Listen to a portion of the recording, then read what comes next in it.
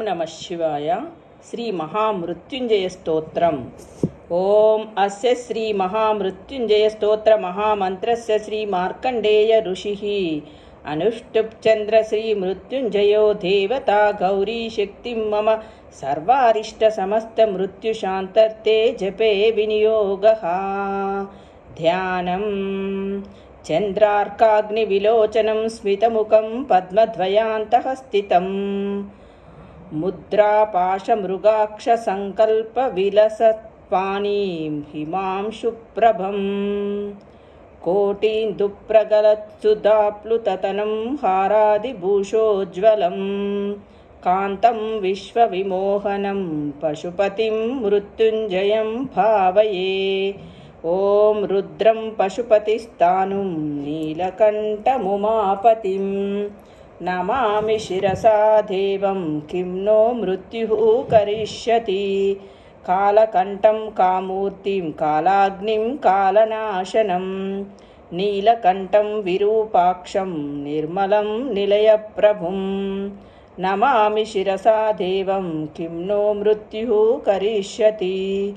वामदेवं महादेवं लोकनाथं जगद्गुरुं देवदेवं जगन्नाथं देवेशं वृषभध्वजं नमामि शिरसा देवं किं नो मृत्युः करिष्यति। गंगाधरं महादेवं सर्पाभरणभूषितं अनाथपरमानन्दं कैवल्यपदगामिनं नमामि शिरसा देवं किं नो मृत्युः करिष्यति। स्वर्गापवर्गदातारं सृष्टिस्थितिविनाशनम् उत्पत्तिस्थितिसंहारकर्तारं गुरुमीश्वरं नमामि शिरसा देवं किं नो मृत्युः करिष्यति।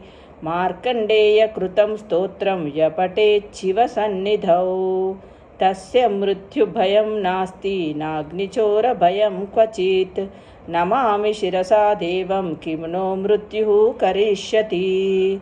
शतावर्तं प्रवर्तव्यं सङ्कटे कष्टनाशनं शुचिर्भूत्वा पठेत् स्तोत्रं सर्वसिद्धिप्रदायकं नमामि शिरसा देवं किं नो मृत्युः करिष्यति। मृत्युञ्जय महादेव त्राहि मां शरणागतं जन्ममृत्युजरारोगैः पीडितं कर्मबन्धनैः नमामि शिरसा देवं किं नो मृत्युः करिष्यति। तावतस्त्वद्गतप्राणः त्वच्चित्तोऽहं सदा मृडा इति विज्ञाप्य देवेशं त्र्यम्बकाख्यां मनुं जपेत् नमामि शिरसा देवं किं नो मृत्युः करिष्यति। नमः शिवाय साम्बाय हरये परमात्मने प्रणतक्लेशनाशाय योगिनां पतये नमः नमामि शिरसा देवं किं नो मृत्युः करिष्यति। इति श्री मृत्युंजय स्तोत्रं सम्पूर्णम्।